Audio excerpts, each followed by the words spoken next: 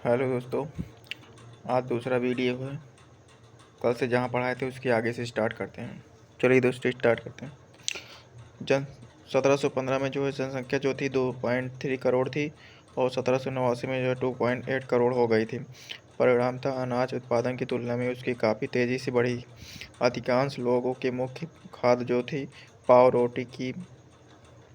रोटी में जो है तेज़ी से वृद्धि हुई। अधिकतर कामगार कारखानों में जो है मजदूरी करते और उनकी मजदूरी मालिक तय करते थे, लेकिन मजदूरी महंगाई की दर नहीं बढ़ रही थी। फलस्वरूप अमीर गरीब की खाई चौड़ी होती गई और बस्तियां तब और बेहतर हो जाती जब सूखे या ओले के प्रकोप से पैदावार हो जाती। इससे रोजी रोटी का संकट पैदा हो जाता था। ऐसे जीविका पर जो है संकट प्राचीन राजतंत्र के दौरान फ्रांस में काफ़ी आम थे। इसमें बताया गया है जीविका संकट ऐसी चरम स्थिति जब जीवित रहने के न्यूनतम साधन भी खतरे में पड़ने लगते हैं तो उसी को जीविका संकट कहते हैं। आना मतलब जिसका नाम मालूम नहीं है। उभरते मध्य वर्ग ने विशेषाधिकारों के अंत की कल्पना। पहले भी कर बढ़ने और एवं अकाल के समय किसान और कामगार विद्रोह कर चुके थे, परंतु उनके पास सामाजिक आर्थिक व्यवस्था में बुनियादी बदलाव लाने के लिए साधन एवं कार्यक्रम नहीं थे। यह जिम्मेदारी तीसरे स्टेट के उन समूहों ने उठाई जो समृद्ध और शिक्षित होकर नए विचारों के संपर्क में आ सके थे। 18वीं सदी में एक सामाजिक समूह का उदय हुआ जिसे मध्य वर्ग कहा गया, जिसने फैलते समुद्र पारी व्यापार और ऊनी तथा रेशमी वस्त्रों के उत्पादन के बल पर संपत्ति अर्जित की। ऊनी और रेशमी कपड़ों का जो है निर्यात किया जाता था या समाज के समृद्ध लोग उसे खरीद लेते थे। तीसरे स्टेट में इन सौदागरों एवं निर्माताओं के अलावा प्रशासनिक सेवा व वकील जैसे पेशेवर लोग भी शामिल थे। ये सभी पढ़े लिखे थे और इनका जो है मानना था कि समाज के किसी भी समूह के पास जन्मना विशेषाधिकार नहीं होने चाहिए। किसी भी व्यक्ति की सामाजिक हैसियत का आधार उसकी योग्यता ही होनी चाहिए। स्वतंत्रता, समान नियमों तथा समान अवसरों के विचार पर आधारित समाज की यह परिकल्पना जॉन लॉक और ज्यां जैक रूसो जैसे दार्शनिकों ने प्रस्तुत की थी। अपने ट्रीटाइजेज ऑफ गवर्नमेंट में लॉक ने जो है राजा के दैवीय निरंकुश अधिकारों के सिद्धांत का खंडन किया था। रूसो ने इसी विचार को आगे बढ़ाते हुए जनता और उनके जो प्रतिनिधियों के बीच एक सामाजिक अनुबंध पर आधारित सरकार का प्रस्ताव रखा। मॉन्टेस्क्यू ने the spirit of the laws नामक रचना में सरकार के अंदर जो है विधायिका, कार्यपालिका, न्यायपालिका के बीच सत्ता विभाजन की बात की। जब संयुक्त राज्य अमेरिका में 13 उपनिवेशों ने ब्रिटेन से खुद को आज़ाद घोषित कर दिया तो वहाँ इसी मॉडल की सरकार बनी। फ्रांस के राजनीतिक चिंतकों के लिए अमेरिकी संविधान और उसमें दी गई व्यक्तिगत अधिकारों की जो है गारंटी प्रेरणा का एक महत्वपूर्ण स्रोत थी। दार्शनिकों के इन विचारों पर काफ़ी हाउसों व सैलान की गोष्ठियों में गर्म बहस हुआ करती और पुस्तकों एवं अखबारों के माध्यम से इनका जो है व्यापक प्रचार प्रसार हुआ था। पुस्तकों एवं अखबारों को लोगों के बीच जोर से जो है दिया जाता ताकि अनपढ़ भी उन्हें समझ सके।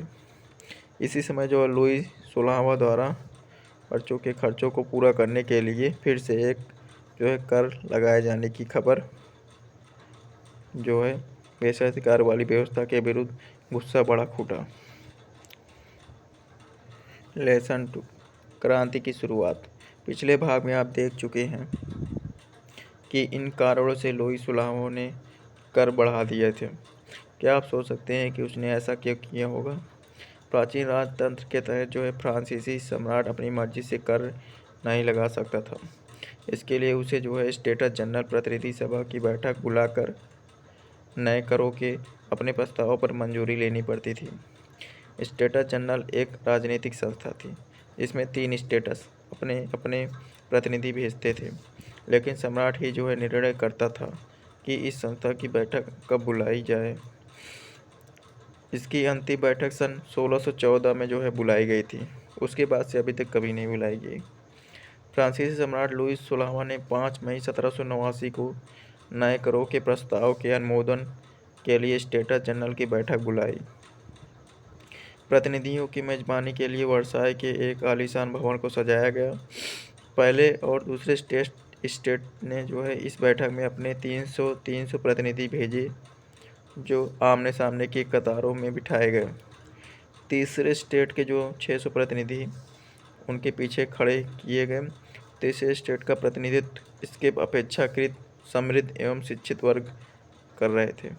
किसानों, औरतों एवं कारीगरों का सभा में जो है प्रवेश से वर्जित था।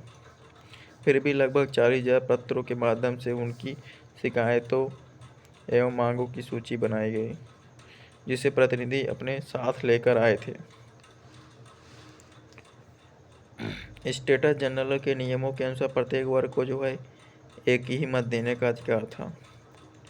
इस बार लुईस 16वां इसी प्रथा का पालन करने के लिए दृढ़ प्रतिज्ञ था, परंतु तीसरे वर्ग के प्रतिनिधियों ने मांग रखी कि अब की बार पूरी सभा द्वारा मतदान कराया जाना चाहिए, जिसमें प्रत्येक सदस्य को एक मत देने का अधिकार होगा।